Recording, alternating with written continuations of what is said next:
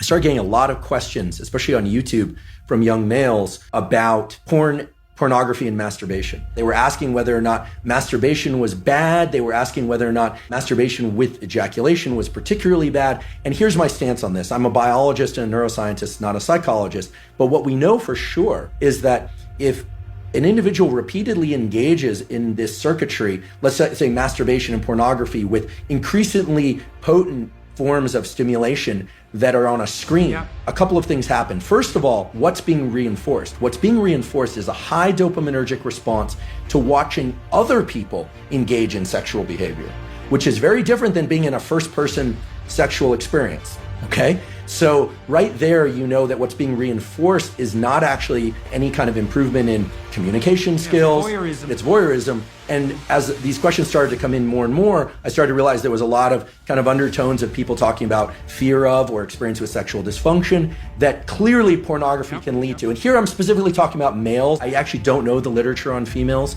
Females don't use visual pornography to the same degree. I see. They use literary pornography. I see. And then you start to think about, okay, what happens in the cascade or the arc of sexual arousal and orgasm? What happens is that initially it's parasympathetically dominant, meaning if somebody is too stressed, they actually can't engage in sexual behavior. The arousal response doesn't occur. Erection is blunted, but the actual orgasm response and ejaculation is strongly associated with the so-called sympathetic nervous system, which has nothing to do with sympathy. It's a kind of a stress response.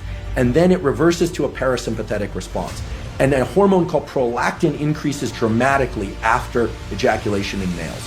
What does that do? That blunts dopamine release and testosterone for a very long period of time, which makes sense if pair bonding and sort of, in our species anywhere, there's this idea that then other molecules will be exchanged with partners, pair bonding, potential for raising mates, etc. Without getting into a huge discussion about that, the point is this: masturbation and pornography are potently tapping into the dopamine system and can undermine the very processes of finding a mate, dating, communication, eventually, if it's appropriate, sexual interaction, etc. It's undermining pair bonding. If you're seeking sexual release through pornography and you go through the whole cycle and you get a prolactin release, do you bond with yourself? So this is very interesting. The biology explains it as what's left there is a kind of an open loop, a kind of an emptiness, because bonding with the self is a complicated notion. There's a healthy version of that, of course, loving oneself. But in the absence of a real sexual partner, there's an open loop of neurochemicals, including oxytocin and prolactin. The dopamine, remember, dopamine goes up during pursuit, anticipation,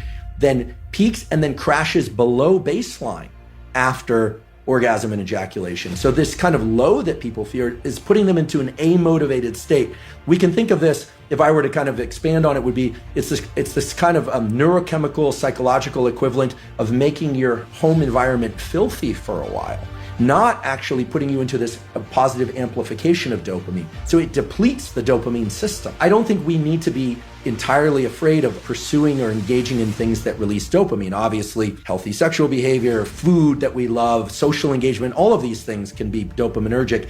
It's the big peaks in dopamine that are not associated with any prior effort or organization of self that are particularly dangerous for the human being. Yeah, well, you could see that that's a cardinal danger of affluence then. You cannot get rats addicted to cocaine if they live in their natural environments. You can only get rats addicted to cocaine if they're isolated rats in a cage. Yeah, they won't bar press for cocaine in a natural environment, and it's because they have alternative sources of dopaminergic gratification. I think it's reasonable to assume that there's a novelty edge in pornography, like there is in so many quasi-addictive phenomena. Because novelty is a sexual kick, it has to stay novel, and that means that over time it's going to become more extreme. So that's not good. Well, so how do you resensitize yourself in some sense? Well, you stop, and then hopefully you recover. And then you deprive yourself of that outlet, let's say. And you might say, well, is that absolutely necessary? And maybe there's nothing wrong with pornography. It's like, well, I don't know, man. Have you ever really met a guy who is proud of that? You know what I mean? That makes him feel like, I'm the guy, man. I'm watching pornography and getting off. It's like, what a man. I don't believe anyone feels that. And to me, that's an indication that, yeah, we know. No, it's pretty cheap. The research evidence shows that if you introduce pornography into a community, that rates of sexual crime committed by men upon women actually decline. So there is perhaps some utility in the outlet. But, that's a unidimensional analysis and doesn't take into account all the other effects of pornography. It's a non-trivial technological problem. It's now possible for young men to look at more beautiful nude women in one day than any man has ever seen prior to 10 years ago, 20 years ago, than any man in history had ever seen. That's not nothing. That's something. And to think that doesn't do anything to you, that likely does something to you. Don't substitute the false for the real, and don't underestimate the utility of deprivation. What do we need to drive us forward to have the adventure of our life? Some deprivation, that's for sure. That heightens desire and drive. And maybe you need that. You're afraid to approach a woman. Well, you remove part of your drive with pornography. And so now you don't have that sexual urge to overcome that anxiety. And so you stay timid for your entire life. It doesn't look to be like pornography is really a very good idea. I don't think it's helping anyone. Now, there might be codicils to that. Freedom of expression, some potential educational utility, the pleasure that's a consequence of sexual utilization of pornographic material. But I would still say, seeing all that it's not a net social good.